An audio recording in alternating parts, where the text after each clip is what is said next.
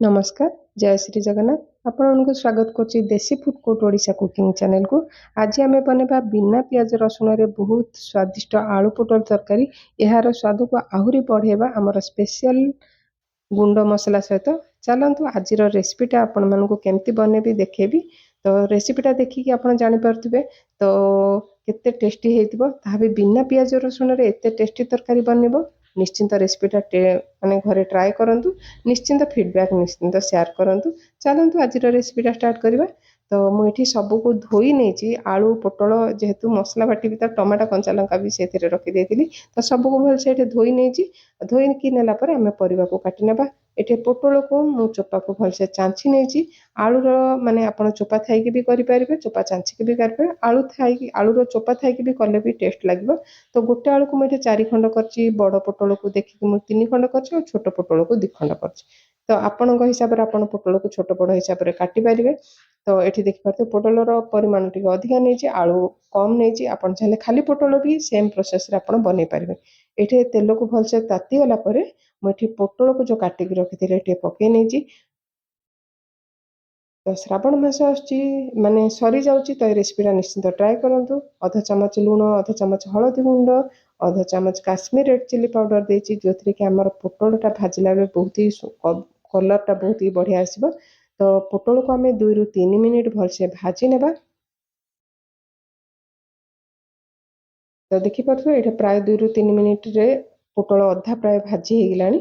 तो ये पोटल को आम साइड करबा जो आलू आम काटिक रखी एठी पकई नेबा जहाँ सहित कि जो पोटल भी भाजवाक अच्छी तो आलू सहित ये पोटल भी भलसे भाजी हो प्राय 3 ରୁ 4 मिनिट समय लगे पोटल को आम छाड़देवा भाजवाई। यही अरुआ तरकारी आम गोटे मसला बनवा जोटा कि ए मसला आप सब अरुआ तरकारी बनई पारे। तो गोटे बड़ चामच नहीं गोटा धनिया 2टा लवंग छोट 2 खंड डालचीनी अनासी फुल देखिपे टिके आ गोटे गुजराती 20टा गोलमरिच अधा चामच पान मधुरी अधा चामच जीरा आ गोटे तेजपत्र को मुझे खंड करके नहीं।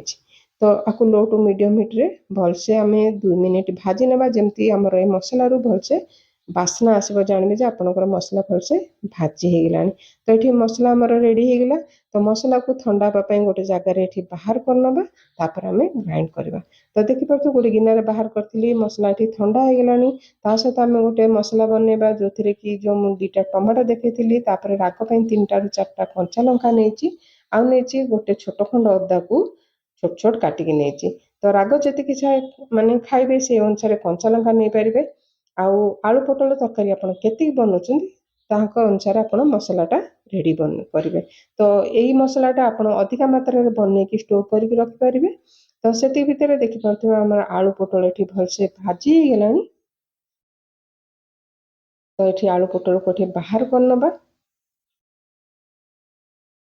तो आपन को यही प्रोसेस रे आलू पोटल भाजतु आपन को आलू अलग पोटल अलग भाजा पड़े और देखिपे केते सुंदर भी भाजी हो जाए। सेम ऑयल रे मुझे तरकारीटा बनई एक्सट्रा तेल देनी अधा चामच जीरा देची जीरा भलसे फुटीगला आम जो अदा कंचा लंका टमाटो बटा दे माने बाटिक रखी ये पकई देची 2 ରୁ 3 मिनिट साइड रू आमर तेल छाड़ला जाए मसलाटा को भलसे कषि नेबा।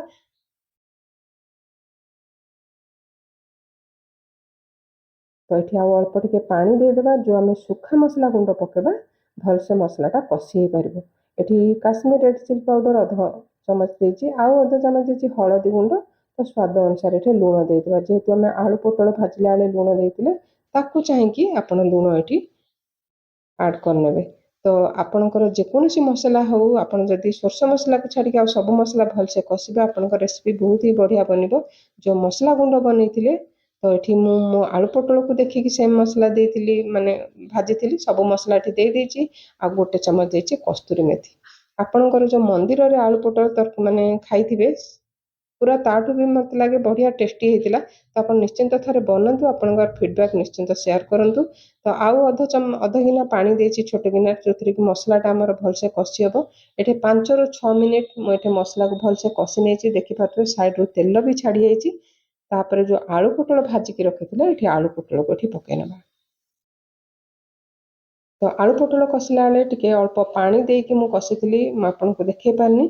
ତ ଅଳ୍ପ ପାଣି ଦେଇକି ଆଳୁ ପୋଟଳକୁ ମସଲା ସହିତ ଆଉ 3 ରୁ 4 ମିନିଟ୍ ମୁଁ ଏଠି କଷି ନେଇଥିଲି। ତ ଏଇ ଆଳୁ ପୋଟଳ ରେସିପିଟା ଟିକେ ବହଳିଆ ହେଲେ ଭଲ ଲାଗିବ।